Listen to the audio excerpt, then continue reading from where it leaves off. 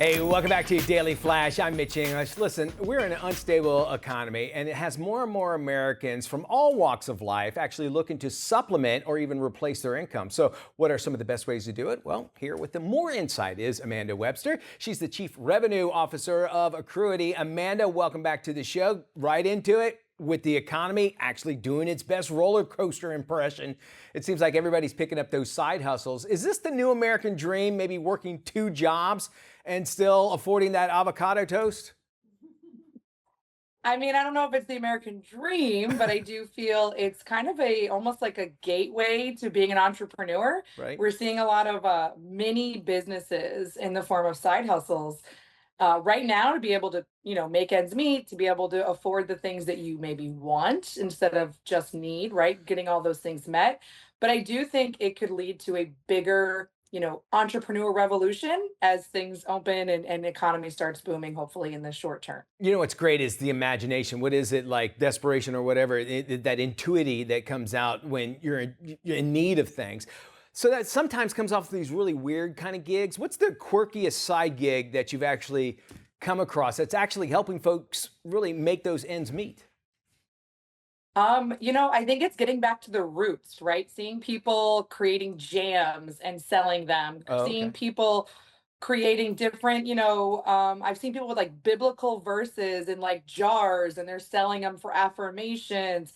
It's just basically innovation and ingenuity, whatever it is that you have going. Uh-huh. There's a market for pretty much everything, but there's a lot of risk also. And you need to know, I guess, the landscape of what you're heading into, which brings us to the financial literacy. That's a buzzword pretty much of the day. How can we actually make budgeting as exciting as binge watching our favorite TV shows?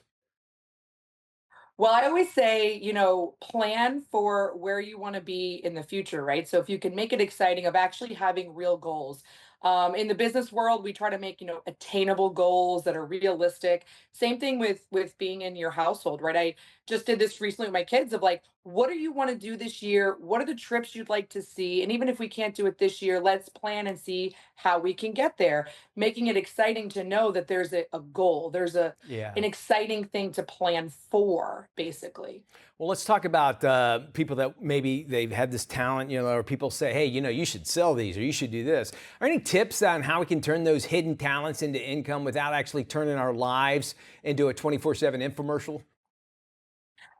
I think that social media makes things, crazy right now, but I think you need to tap into the resources you have. The SBA has free resources for business, people who want to create businesses. There's local different groups and chapters of different organizations you can get into, a lot of nonprofits that have tools to help you without having to break your bank, you don't need to become famous to do these things, but you Yeah. do need to have the right resources to mitigate the risk. So looking into what's available in your city or closest city to see where you can get some free resources or low cost resources to help you get that idea into an actual business model and into an actual revenue stream. That makes a lot of sense of what you're saying. And also, if you think, this is where AI could actually come in, go to ChatGPT and just say, hey, these are all my hobbies. This is what I like to do. This is how much time I have. What kind of job? I mean, that's where we could use AI for a good thing. Love these ideas, Amanda. Thank you so much. If you want more information on how to turn side hustles into jobs, just head to our website. It's dailyflashshow.com.